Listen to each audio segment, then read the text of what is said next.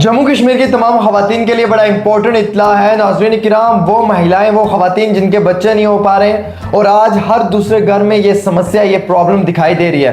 कई सारी फैमिलीज के बीच में डाइवोर्स भी हो चुका है क्योंकि शादी के बाद उनके बच्चे नहीं हो पा रहे हैं और इस मुश्किलात के अंदर हर महिला, हर औरत अपना इलाज कर रही है लेकिन मुकम्मल तौर के ऊपर उनका ट्रीटमेंट नहीं हो पा रहा है। हमारे साथ एक रिनोन्ड डॉक्टर सुमिता सोफत जी हैं जो IVF की स्पेशलिस्ट हैं और इनके हवाले से इस इंटरव्यू में वो तमाम इंपॉर्टेंट इंफॉर्मेशन आपको दी जाएगी जो आपके लिए बड़ी अहमियत रखती है, जो जम्मू कश्मीर की खवातीन के लिए बड़ी अहमियत रखती है। बहुत बहुत शुक्रिया डॉक्टर साहब वक्त देने के लिए। मेरा पहला सवाल आपसे ये है कि आज के डेट में ये रेशियो क्यों बढ़ रहा है? हर दूसरे घर में हमें ऐसी महिला दिख रही है जो प्रेग्नेंट नहीं हो पा रही है और बाज़ औक़ात इन सब चीज़ों की वजह से मैक्सिमम जो है वो घर भी टूट रहे हैं, डाइवोर्स हो रहे हैं। क्या ये महिलाओं के अंदर प्रॉब्लम है, मर्द यानी कि मैन के अंदर प्रॉब्लम है? तो ये रीज़न है तो है क्या? देखिए, जो बांझपन की समस्या है वो बहुत बढ़ गई है।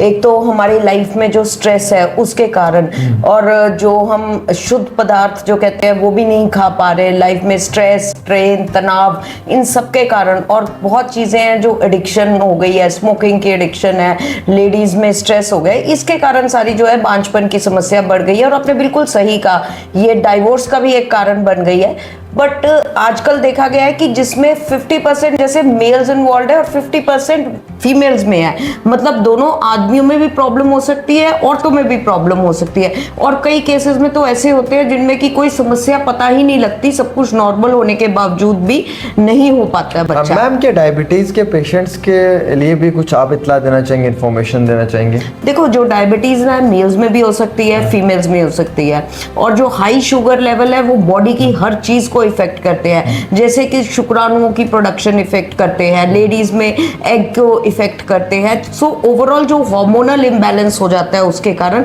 तो डेफिनेटली प्रेगनेंसी होने में भी प्रॉब्लम आ सकती है। और जब प्रेगनेंसी हो जाए तो ये आगे जाके प्रेगनेंसी हाई रिस्क बन सकती है। अगर लेडी में डायबिटीज है तो डेफिनेटली उसको और ध्यान रखना पड़ेगा। मैम, एज बाउंड क्या रहता है? देखिए, बेबाज़ औक़ात ऐसा होता है कि क्या 40-45 साल की महिला या मर्द जो है उनका IVF से इलाज हो सकता है? क्या वो IVF के इलाज के अंदर फॉल करते हैं? इसका टाइम बाउंड क्या मुकर्रर वक्त है जो सबसे बेहतरीन ट्रीटमेंट का टाइम है?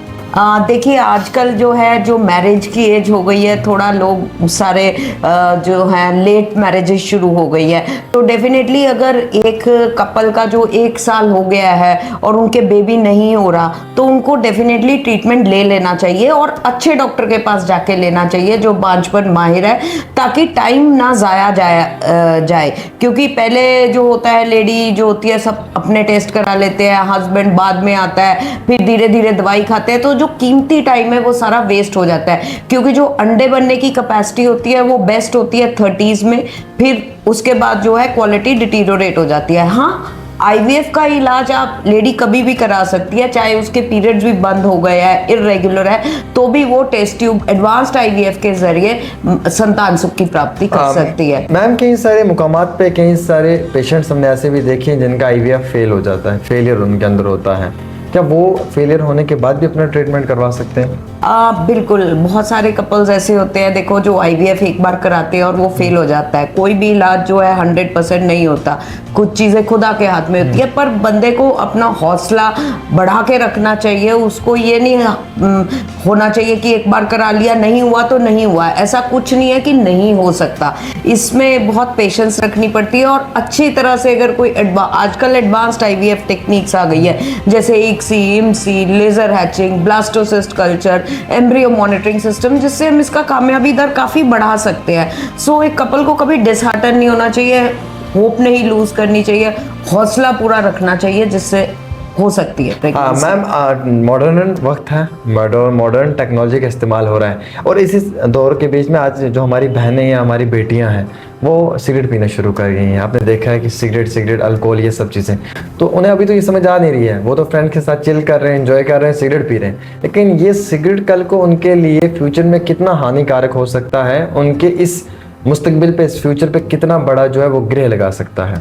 अब बिल्कुल आपने सही कहा, कोई भी चीज़ जो एक्सेस में की जाए वो हानिकारक ही होती है। इस सिगरेट स्मोकिंग के कारण जो बॉडी का DNA है वो चेंज हो सकता है। तो जो लेडी अगर माँ बन रही है तो जो आगे वो बेबी पैदा करेगी उसको, वो बेबी मंदबुद्धि हो सकता है, कमजोर हो सकता है, उसको और कई समस्याएं आ सकती है।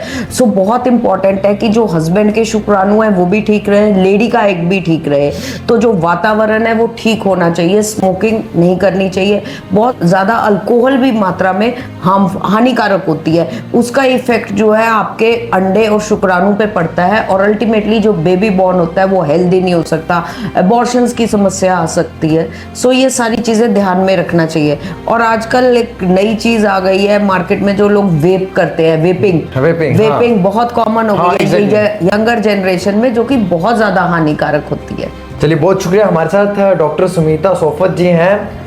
ये एक काबिल तारीफ, काबिल इज्जत डॉक्टर हैं जो इस वक्त IVF के स्पेशलिस्ट हैं और बड़ा बेहतरीन इलाज कर रही हैं। दिए हुए नंबरात पे रब्ता कर सकते हैं। जम्मू कश्मीर के तमाम पेशेंट, उसके साथ साथ मुल्क भर के तमाम पेशेंट्स, और इनका एक बेहतरीन सा हॉस्पिटल है जहाँ पर आपको जदीद टेक्नोलॉजी के साथ बने हुए इक्विपमेंट से जो है वो मदद फराहम की जा सकती है। ना कि सिर्फ इतना ही नाज़रीन किराम, बल्कि यहाँ पर इनके नज़रों के सामने सर्विलेंस के अंडर जो है वो आपको प्रॉपर तरीके से इलाज भी मुहैया किया जा सकता हुआ है। और ज़्यादा से ज़्यादा नंबर्स पे कॉल करके आप रब्ता कर सकते हैं और हमारी इस खास रिपोर्ट को शेयर करके 10 घरों के अंदर इस मुश्किलात को, इस परेशानी को आप ख़त्म कर सकते हैं। और ख़वातीन और हज़रात, ऐसे ही मामलों में जो है वो आप हमारी उभरती हुई नस्ल तक एक बेहतरीन सा पैगाम और एक अवेयरनेस का मैसेज भी पहुँचा सकते हैं। बहुत बहुत शुक्रिया। खास रिपोर्ट आमिर सुहेल के साथ।